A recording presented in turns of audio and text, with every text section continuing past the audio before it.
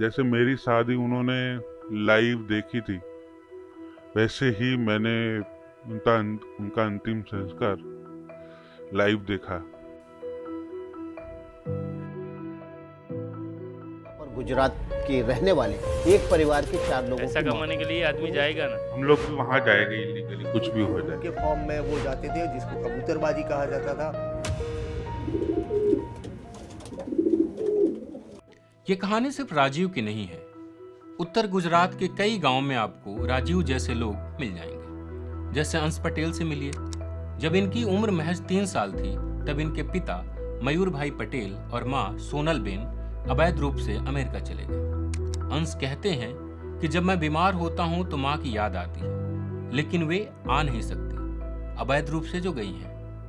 Mummy papa की याद नहीं आती? आती तो है, बात करता हूँ फिर नहीं आती। अच्छा, तो वो लोग कब आएंगे? पता नहीं वो तो कब आएंगे। वो बोला है अब हम नहीं आएंगे, तू इधर आ जा। अच्छा। अंश का कहना है कि वो अमेरिका जाएंगे और अपने माँ बाप से मिलेंगे, लेकिन राजीव की किस्मत ऐसी नहीं रही। 1996 में पापा इलीगली यूएस गए थे, पर मम्मी ने मुझे सिर्फ इतना बताया कि गए हैं, आ जाएंगे दिवाली तक वापस आ जाएंगे। पर उसके बाद 1 दिवाली गई, 2 दिवाली गई, 3 दिवाली गई, 4 दिवाली गई। 7वीं दिवाली के बाद मम्मी को बोला कि अब ये नहीं चलेगा ऐसे। मम्मी ने बोला कि हम लोग भी अभी चलते हैं, हम लोग भी वहाँ जाएंगे इलीगली, कुछ भी हो जाए। तो मम्मी ने हम 3 मेरा भाई, मैं और मम्मी, हम तीनों का काम दिया। तो गुजराती में ऐसा बोलते कि काम, एजेंट को काम दिया, और एजेंट को ऐसा डील किया था मम्मी ने कि हम तीनों साथ में ही जाएंगे, कुछ भी हो जाए। उसके बाद कोई एक एजेंट था, उसने मम्मी को और पापा को, दोनों को ऐसा कन्विंस किया कि अभी मम्मी ये लाइन में जा रही है, वही लाइन में 3-4 दिन के बाद आपके बच्चों को भी भेज देंगे वहाँ पे। 2002 का दिसंबर था ये, तब मम्मी को हम लोग यहाँ से भेजा वहाँ, वो भी इलीगली ही गई। तब लगभग 22-23 लाख रुपए खर्च करके गई थी। उसके बाद हुआ यूँ कि वो 2-3 दिन में हमको भेजने की बात कर रहे थे, पर वो 2-3 दिन हुए ही नहीं। उसके 2015 में मेरी शादी हुई। शादी में भी नहीं आ पाएगा। शादी भी वहाँ पापा ने लाइव देखा था, वो देखा। उसके बाद मेरे भाई की भी 3-4 साल बाद शादी हो गई, उसमें भी नहीं आ पाए। हम दोनों के बच्चे भी हो गए, और बच्चों के लेके उनका था, मेरे पापा का वो था कि हम हमारे साथ तो नहीं रहे लाइफ में, पर हमारे बच्चों के साथ रहे। उसके बाद आता है दिसंबर महीना 2021 का, और वो दिन अभी भी रात के 2:30-3 बजे थे। कॉल आता है मुझे, कुछ बोलते नहीं और रोने ही लगते। वो बोले उससे पहले ही मुझे पता चल गया था कि शायद पापा नहीं रहे। वो पल इसमें खड़ा होके बात कर रहा था, मैं सीधा जैसे किसी निर्जीव चीज गिर जाती है जमीन पर, वैसे मैं गिर गया। जैसे मेरी शादी उन्होंने लाइव देखी थी, वैसे ही मैंने उनका अंतिम संस्कार लाइव देखा। मैं सिर्फ 8 साल उनके साथ रहा, फिर भी बहुत, मतलब फिजिकली 8 साल उनके साथ रहा, फिर भी अभी मैं क्लोज हूँ उनके बहुत। अभी नहीं है, फिर भी बात कर रहा हूँ तो मुझे लग रहा है कि वो है और देख रहे हैं। इन कहानियों को सुनकर हम सबके जहन में एक ही सवाल खड़ा होता है कि आखिर लोग क्यों अवैध रूप से अमेरिका जाते हैं। आप जानकर हैरान रह जाएंगे कि मेहसाणा जिले के रहने वाले शख्स 1 नहीं 2 नहीं पूरे 10 बार अमेरिका जाने की कोशिश कर चुके हैं, और इनकी तैयारी अब भी जारी है। 10 सालों से अमेरिका जाने के लिए कोशिश कर रहा हूँ मैं। जब आप अमेरिका इलीगल जा रहे थे तब कितने में तय हुआ? 65 लाख रुपए। 65 लाख रुपया तय हुआ। तो आप 65 लाख रुपए खर्च करके, आप अकेले जा रहे थे या कोई था? तो 65 लाख रुपए खर्च करके आप अमेरिका क्यों जा रहे हैं? पैसा कमाने के लिए ही ना। पैसा कमाने के लिए आदमी जाएगा ना। क्या गुजरात में आप नहीं कमा सकते? गुजरात में नहीं कमा सकते। गुजरात में इतनी आमदनी भी नहीं है ना।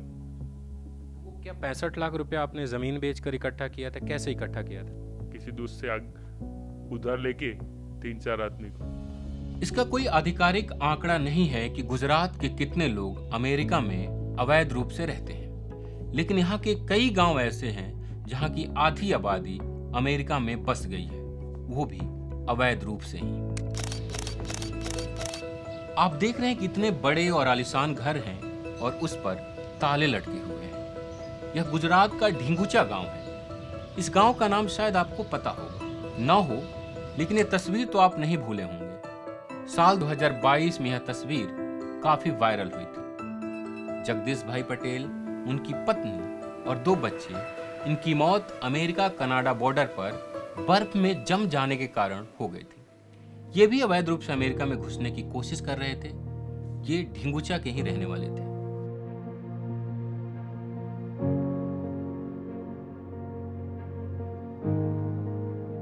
ताले लटके इन घरों के कुछ लोग अमेरिका में हैं, वहीं कुछ के पास अमेरिका से खूब सारे पैसे आए तो उन्होंने गांव में घर बना दिया, लेकिन वे रहते अहमदाबाद या कलोल में।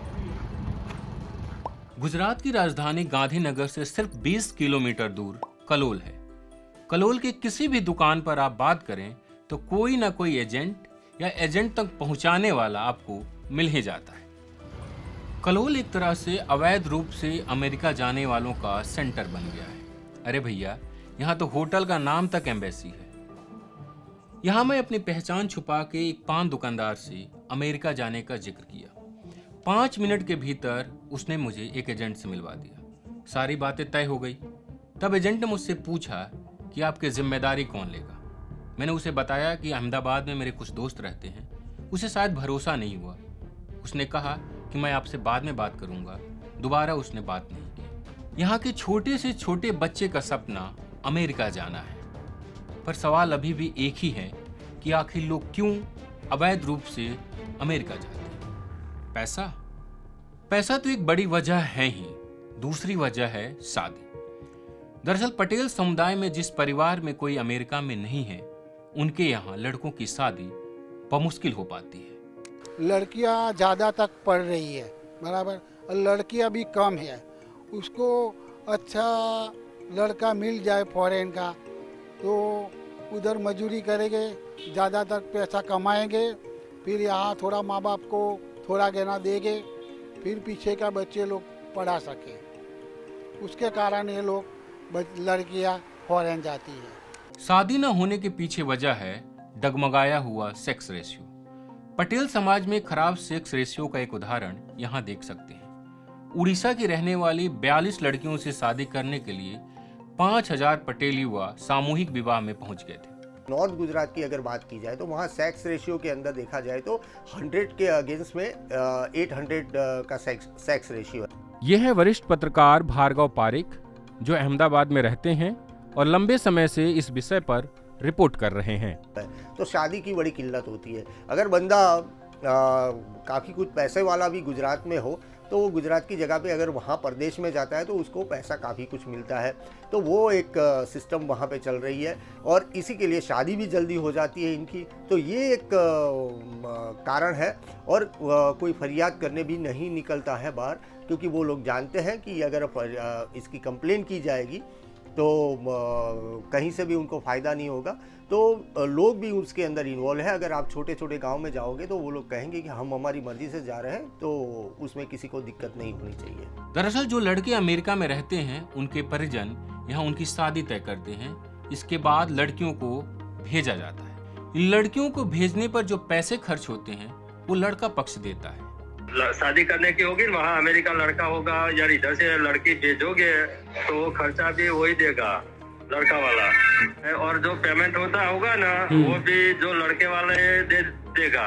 कलोल के पास पंचवटी नाम की एक जगह है। इसे डॉलरिया इलाके के रूप में जाना जाता है। दरअसल यहाँ हर एक घर से 1 या 2 लोग अमेरिका में अवैध रूप से हैं। यहाँ के रहने वाले 60 वर्षीय रविंद्र पटेल ने अपनी 2 बेटियों को अवैध रूप से अमेरिका भेजा था। वे अपनी बेटियों की शादी में शामिल नहीं हुए। उस समय इंटरनेट की सुविधा भी नहीं थी, ऐसे में ऑनलाइन भी उनकी शादी नहीं देख पाए। मोबाइल से दिखा रहे थे आपको? और कैसेट आई थी ना। अच्छा, मोबाइल पे भी देखे थे? हाँ, नहीं मोबाइल तो उस वक्त नहीं था। हाँ, टाइम ज़्यादा हो गया। उस टाइम तो ऐसे एंड्रॉइड फोन नहीं था ना, 10-15 साल पहले तो शादी का कैसेट देखे सीधे? हाँ, कैसेट देखे। हमने पूछा कि अपनी बेटी की शादी में शामिल नहीं होने का अफसोस नहीं हुआ। इस पर पटेल कहते हैं, उस वक्त ऐसा होता है कि बच्ची यहाँ होती तो हम रोते ऐसे। बच्ची जब चली जाती है घर से शादी, तो बच्चे माँ बाप रोते हैं ना, तो हम भी रोते थे कि हमारी बच्ची की शादी है, हमारी बच्ची चली गई, इतने साल रखी और इतने साल बड़ी की, तो हम घर पे ही रो लेते थे। पटेल करीब 15 साल बाद अपने बच्चों से तब मिले जब वे विजिटर वीजा लेकर अमेरिका गए। अमेरिका जाने का सिलसिला कब से शुरू हुआ? 70 के दशक में अगर देखा जाए तो गुजरात से लोग ज़्यादातर माइग्रेट होके अमेरिका और ब्रिटेन जाना शुरू हुए। उस समय पे लेबर का काम करने वाले लोग थे वो गल्फ़ कंट्रीज़ के अंदर जाते थे। तो ज़्यादातर जो अमेरिका जाने का जो क्रेज़ शुरू हुआ वो मध्य गुजरात से सबसे पहले शुरू हुआ और उसके बाद उत्तर गुजरात के लोग जाने लगे। और वहाँ से जो पैसा मिलता था वो डॉलर में काफ़ी पैसा मिलता था। तो उस समय के अंदर तकरीबन लेट 80 तक और अर्ली 90 तक पहले कल्चरल ग्रुप के फॉर्म में वो जाते थे जिसको कबूतरबाजी कहा जाता था। तो उसमें ड्रामा, फोक डांस और इन सब चीज़ों के परफॉर्मेंस के बहाने लोगों को वहाँ ले जाया जाता था। तब 7-8 लाख रुपए के अंदर अमेरिका उसको भेजा जाता था। उसके बाद जो ट्रेंड शुरू हुआ तो उसके अंदर ये एजेंट का एक सिलसिला शुरू हुआ जिसके अंदर उत्तर गुजरात में से सबसे ज़्यादा लोग जाते हैं। गुजरात से जो आबादी अमेरिका जाती है उसमें पटेल समुदाय के लोग ही ज़्यादा है। पटेल बिरादरी कई अलग अलग समाजों में बटी हुई है, जैसे 84 समाज, 41 समाज, 42 समाज, 25 समाज आदि आदि। 42 समाज के लोग अमेरिका जाने वालों में ज़्यादा हैं। आगे बढ़ने से पहले ये समझ लेते हैं कि 41 या 42 समाज होता क्या है। दरअसल पीढ़ियों पहले पटेल समुदाय के बुजुर्गों ने यह फैसला किया कि वो कुछ गांवों को मिलाकर एक समाज बनाएंगे और इसी में उनके बेटे और बेटियों की शादी होगी। ऐसे ही किसी ने 42 गांव लिया, किसी ने 41 गांव लिया और उसी में उनके बच्चों की शादी होती है। यह सिलसिला अब भी जारी है, लेकिन कुछ एक मामलों में लोग अलग अलग समाज में भी शादी कर लेते हैं। अभी भी वही चलता है, पर कोई पढ़ता है और एक दूसरे समाज में सेटिंग हो जावे तो कर देते हैं शादी। अच्छा, अभी की बात करता हूँ, चिल्ला 5-10 साल से। तो अभी भी मतलब कोशिश होती है कि अपने ही समाज में 42 गांव में ही हो जाए। हाँ, 42 गांव में ही होगी। हालांकि अब दूसरे समाज के लोग भी अमेरिका जाने लगे, यहाँ तक कि गुजरात में रहने वाले प्रवासी लोगों ने भी जाना शुरू कर दिया। अब ब्रिज कुमार को ही देख लीजिए। उत्तर प्रदेश के गोंडा जिले के रहने वाले ब्रिज यादव अपने परिवार के साथ मेहसाणा के छतराल में रहते थे। मैक्सिको बॉर्डर पर ट्रम्प बॉल जंप लगाते हुए इनकी मौत हो गई। हालांकि यादव परिवार कुछ भी बोलने से इनकार करता है। इनके साथ इनकी पत्नी और एक बच्चा भी था। वे कहाँ हैं न परिवार को पता है और न पुलिस को। जैसा कि पुलिस ने बताया कि ब्रिज यादव ने अमेरिका जाने के लिए फर्जी दस्तावेज बनवाए थे और डायरेक्ट अमेरिका का फ्लाइट तो नहीं मिला उन्हें, वीज़ा नहीं मिला, तो पहले इस्तांबुल गए और वहाँ से मैक्सिको और वहाँ से अवैध तरीके से वो अमेरिका में प्रवेश करने की कोशिश कर रहे थे। उस दौरान उनकी मौत हो गई। यहाँ एक बात हैरान करती है कि अगर कोई भी अमेरिका जाता है तो जो पुलिस और जो एजेंट हैं उन्होंने हमें बताया कि अगर कोई फैमिली जाती है तो लगभग 1 करोड़ 30 लाख 20 लाख मतलब करोड़ के ऊपर ही 1 करोड़ के ऊपर ही उस पर खर्च आता है। लेकिन परिजन बार बार ये कह रहे हैं कि उन्हें इस बात की जानकारी नहीं थी कि ब्रिज अमेरिका जा रहा है। उसने बस यही बताया था कि वो घूमने के लिए जा रहा है और जब लगभग 20 दिन बाद खबर आई कि उसकी मौत हो चुकी है। ब्रिज यादव का परिवार हो या जगदीश पटेल का, ये उनके अवैध रूप से अमेरिका जाने की किसी भी जानकारी से इनकार करते हैं। इन्होंने पुलिस में कोई मामला भी दर्ज नहीं कराया। खुद क्राइम ब्रांच और स्टेट मॉनिटरिंग सेल इस मामले में अपने लेवल पर कार्रवाई कर रही है। मॉनिटरिंग सेल ने हाल ही में यादव को अमेरिका भेजने के मामले में 2 एजेंटों को गिरफ्तार किया है। वो 2 आदमी ने हमने अरेस्ट किया। वो एक सौरभ पटेल है, वो कलूल का रहने वाला है, दूसरा साहिल व्यास। वरिष्ठ पुलिस अधिकारी केटी कामरिया स्टेट मॉनिटरिंग सेल में महत्वपूर्ण भूमिका में है। ये सेल अवैध रूप से अमेरिका जाने के मामले में दर्ज कई मामलों को देख रहा है। वो छोटे इसके जो मेन जो एजेंट है, इसके ऑफिस में काम करने वाले 2 लोग हैं। वो सिर्फ यहाँ से एजेंट की ऑफिस में जाने के बाद बुकिंग करवाते थे टिकट का, और जो वीज़ा के डॉक्यूमेंट सबमिट करवाते थे, और यहाँ से जो मुंबई तक जो गए थे साथ में, वो दोनों आदमी की हेल्प ली थी। और मेन आदमी तो जो 5 अभी एक्यूज अरेस्ट करने के बाकी है, वो मेन है कि इसमें किस तरह से इसने फर्जी डॉक्यूमेंट बनाया, कहाँ से बनाया और बैंक स्टेटमेंट कहाँ से बनवाया, वो मैंने एक्यूज अरेस्ट करने के बाद ही पता चलेगा। तो अब तक आप समझ गए होंगे कि यहाँ के ज्यादातर लोगों का बस एक ही मकसद है, अमेरिका जाना। पर अवैध रूप से वो जाते कैसे हैं, यह जानना जरूरी है। शुरुआती दौर में एजेंट यहाँ लोगों को फिल्म और नाटक क्रू के जरिए ले जाते थे। राजीव के पिता भी एक साउथ इंडियन फिल्म में सहायक एक्टर के रूप में गए थे। एजेंट जाने वालों का पासपोर्ट और वीजा तैयार करते थे। एजेंट और फिल्म क्रू के बीच सेटिंग होती थी। लोग वहां जाते थे और क्रू से अलग हो जाते थे। यह सब पहले से तय होता था। तब अमेरिका जाने का खर्च था महज 7 से 8 लाख रुपए, जैसा होना था। धीरे धीरे अमेरिकी जांच एजेंसियों को इस सिस्टम के बारे में पता चला, उन्होंने इस पर रोक लगाई। इसी तरह साल 2000 के आसपास एक मजबूत सिस्टम एजेंट्स का तैयार हुआ। आज इसमें अलग अलग लेवल पर लोग शामिल हैं। अब किसी एक व्यक्ति को अमेरिका जाना हो तो उसे 50 से 60 लाख रुपए चुकाने पड़ते हैं। वहीं अगर कोई परिवार जाए जिसमें पत्नी, बच्चे और पति हों तो उसे 1 करोड़ 30 लाख रुपए तक खर्च करना होता है। अवैध रूप से अमेरिका भेजने की प्रक्रिया को विस्तार से समझने से पहले आइए आपको इसके किरदारों से मिलवाते हैं। पैसेंजर यानी जिसे अमेरिका जाना होता है, माइक्रो एजेंट, सब एजेंट, फाइनेंसर जो पैसे की जिम्मेदारी लेता है, और आखिरी बारी आती है मेन एजेंट की। इसमें कई सपोर्टिंग किरदार भी हैं। ज्यादातर मामलों में जो पैसेंजर होता है खुद ही एजेंट से संपर्क करता है। इस एजेंट को कहते हैं लोकल एजेंट या माइक्रो एजेंट, या आसपास का ही कोई व्यक्ति होता है। लोकल एजेंट पैसेंजर को लेकर सब एजेंट के पास जाता है और यहाँ सफर का रेट तय होता है। पैसेंजर को कुछ पैसे एजेंट को यहीं देने होते हैं, 10 से 15% तक, लेकिन ज्यादातर पैसे तब देना होता है जब वो अमेरिका पहुंच जाए। ऐसे में गांव का या परिवार का कोई जानकार शख्स पैसे देने की जिम्मेदारी लेता है। इसे कहते हैं फाइनेंसर। यहाँ सब कुछ तय हो जाता है, इसके पास ये पहुंचते हैं मेन एजेंट के पास। जो मेन एजेंट है वो अहमदाबाद या दिल्ली में रहता है। मेन एजेंट कभी भी जो पैसेंजर है उससे नहीं मिलता। वो सब एजेंट के बाद वो मेन एजेंट के पास जाता है जो अहमदाबाद के अंदर होता है। वहाँ पे उसकी प्रक्रिया शुरू होती है। वहाँ पे कुछ डॉक्यूमेंट होते हैं, वो फेक डॉक्यूमेंट भी, जैसे आधार हुआ, इनकम का हुआ, वहाँ पे स्पॉन्सरशिप का डॉक्यूमेंट हुआ, उसमें से कई डॉक्यूमेंट वो फर्जी डॉक्यूमेंट भी बना लेते हैं और उसके आधार पे एक विजिटर वीज़ा पे एक देश में ले जाते हैं। वहाँ से वो बॉर्डर क्रॉस कराते हैं, कनाडा से बॉर्डर क्रॉस करवा के वहाँ ले जाते हैं। और 2 वैसे लाइन यहाँ पे चलती है, एक बम्बई की लाइन है और एक दिल्ली की लाइन है। तो दिल्ली की लाइन में बिट्टू भाई करके एक बड़ा एजेंट है जो पंजाब का है और कनाडा में है, और दूसरा गुजरात का जो है वो अशोक चौधरी है। तो अशोक चौधरी और ये बिट्टू भाई जो है वो दिल्ली की लाइन चलाते हैं। पहले दिल्ली ले जाते हैं, दिल्ली से कनाडा ले जाते हैं, कनाडा से वो लोग वहाँ पे माइग्रेट करवाते हैं। इसमें पासपोर्ट दफ्तर और स्थानीय पुलिस की भी भूमिका संदिग्ध है। पासपोर्ट बनने के दौरान पुलिस वेरिफिकेशन एक जरूरी प्रक्रिया है। यहाँ पुलिस ठीक से वेरिफिकेशन करे तो इस फ्रॉड को कुछ हद तक पकड़ा जा सकता है।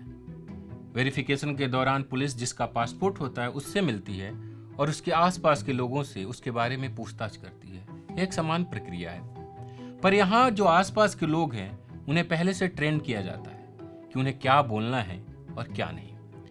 1 महीने में नकली दस्तावेज से पासपोर्ट तैयार हो जाता है। अब बारी आती है वीजा लेने की। Agent Canada, Mexico, Istanbul, London आदि का विजिटर वीजा हासिल करते हैं।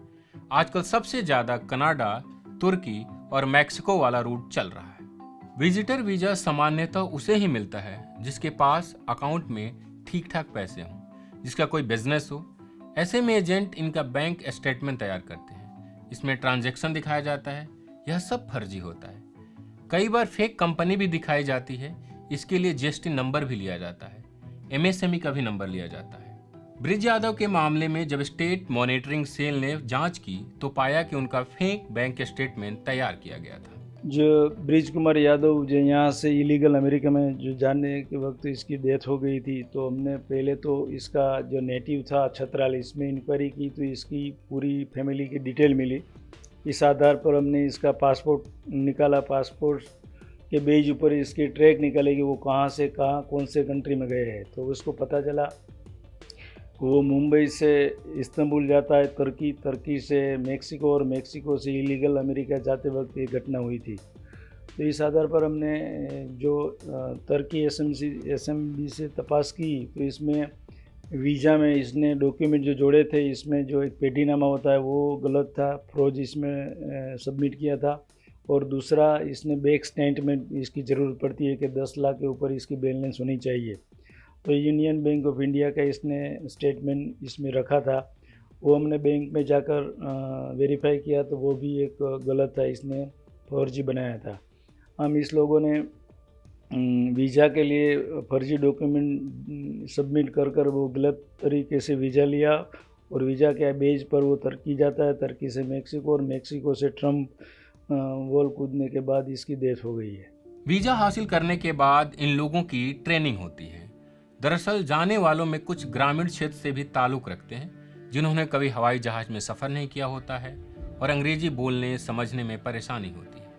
ऐसे में इन्हें एयरपोर्ट की ज़्यादा जानकारी नहीं होती। यह सब दिल्ली या अहमदाबाद में होता है।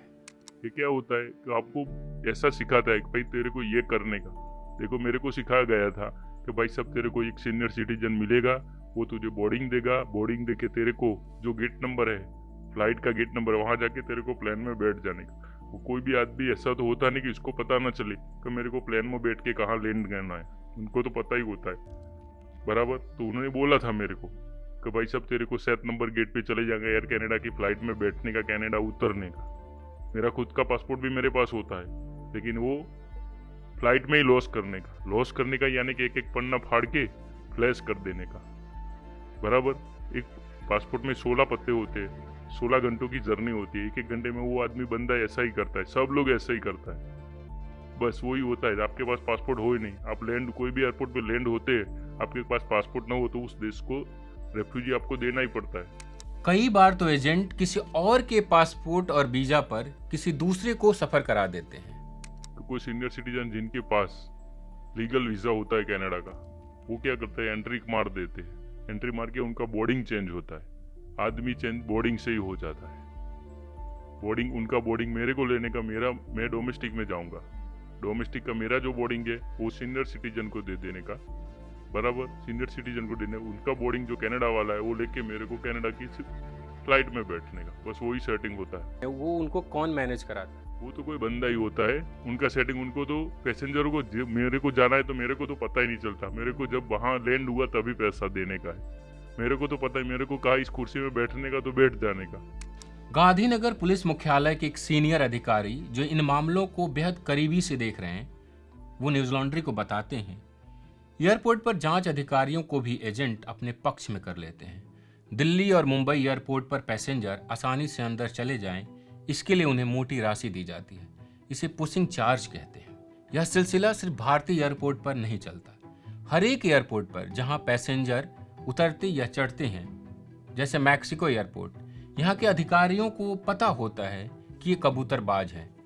यहाँ इमिग्रेशन अधिकारी को प्रत्येक व्यक्ति के हिसाब से 50,000 से 1.5 लाख तक रुपए दिए जाते हैं। इसे पुलिंग चार्ज कहते हैं।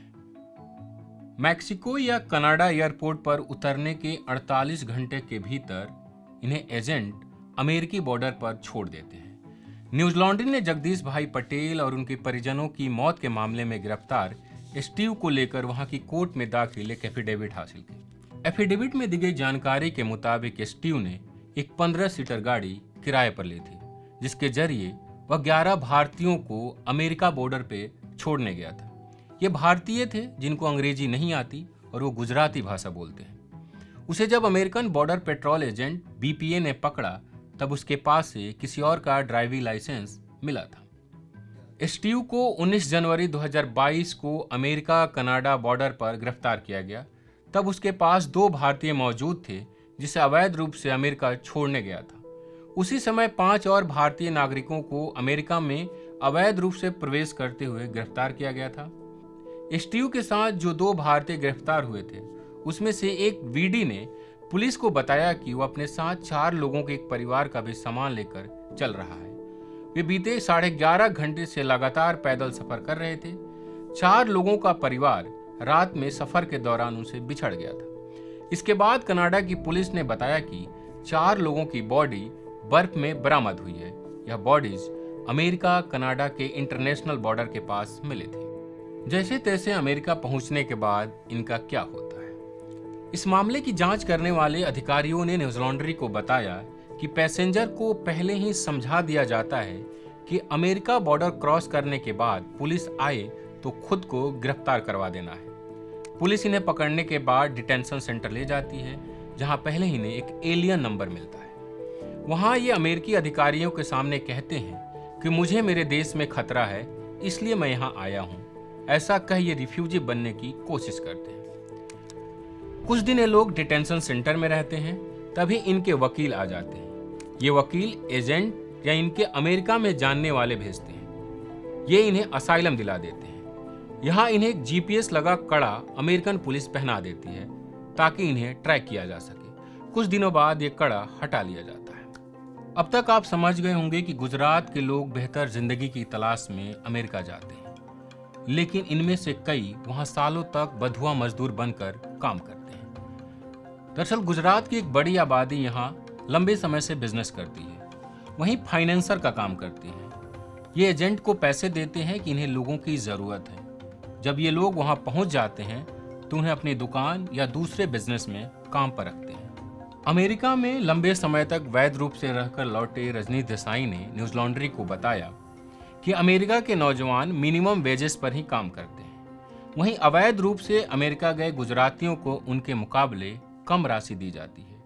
3 से 4 साल में एजेंट को दिए गए पैसे चुकाते हैं। इस दौरान कहीं और काम नहीं कर सकते। कई बार इन लोगों के लिए ये मालिक रहने खाने का भी इंतजाम करते हैं ताकि कहीं और भाग न जाएं। पैसे चुकाने के बाद ये किसी और जगह काम करने लगते हैं। इन सब के भी सवाल उठता है कि सरकार क्या कर रही है। सिर्फ आज ही होता है ऐसा नहीं है, ये बहुत सालों से पहले भी होता था। यह है प्रोफेसर हेमंत कुमार शाह, जो गुजरात की सामाजिक स्थितियों पे लगातार लिखते और बोलते रहते हैं।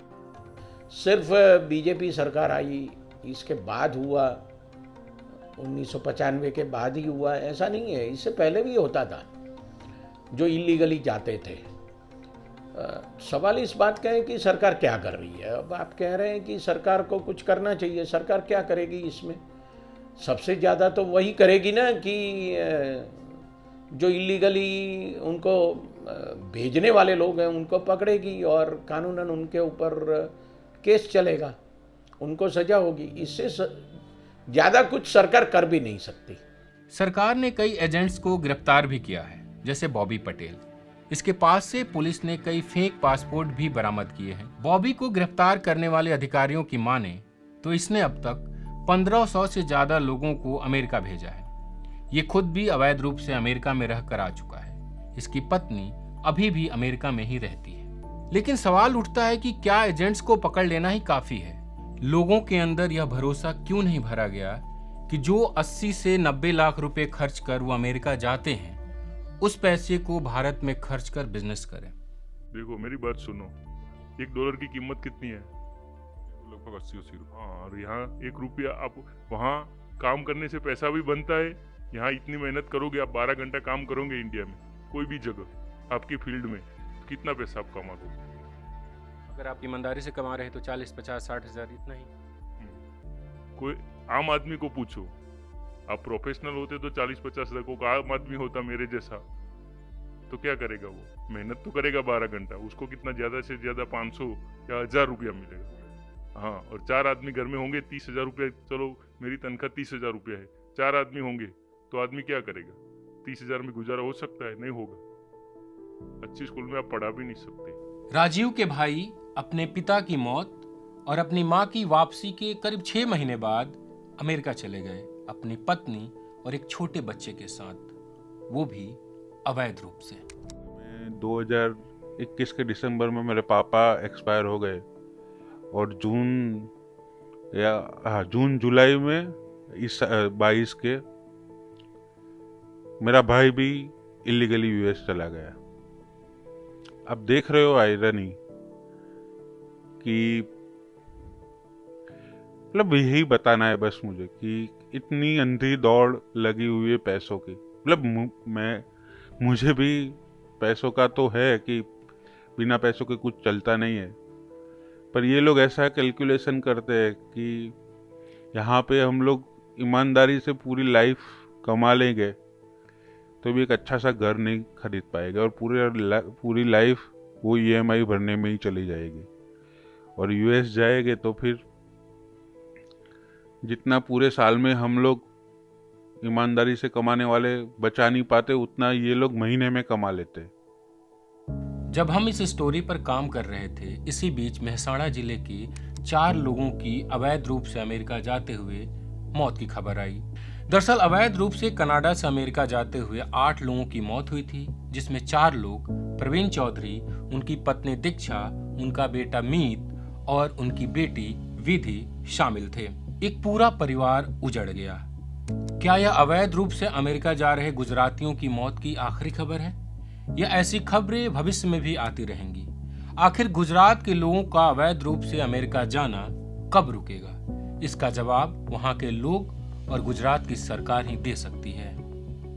जो रिपोर्ट आपने देखी ये मुमकिन हो पाई न्यूज लॉन्ड्री सब्सक्राइबर्स के सहयोग से। एनएल सेना के तहत हमने ये रिपोर्ट की। इसके लिए गुजरात के गांव में करीब 1 महीना हमने गुजारा। इसमें परेशानी भी आई क्योंकि कोई बातचीत नहीं करना चाहता। दरअसल कोई इसमें पीड़ित नहीं है, सब अपने मन से जाते हैं। हमें परेशानी आई लेकिन हम ये रिपोर्ट कर पाए क्योंकि हमारे साथ आप जैसे सब्सक्राइबर्स हैं। न्यूज लॉन्ड्री का दूसरा एनएल सेना प्रोजेक्ट आ चुका है जो कर्नाटक चुनाव को लेकर है। इसमें सहयोग दें ताकि इस तरीके की ग्राउंड रिपोर्ट आप तक पहुंचे। आप सबका बेहद शुक्रिया।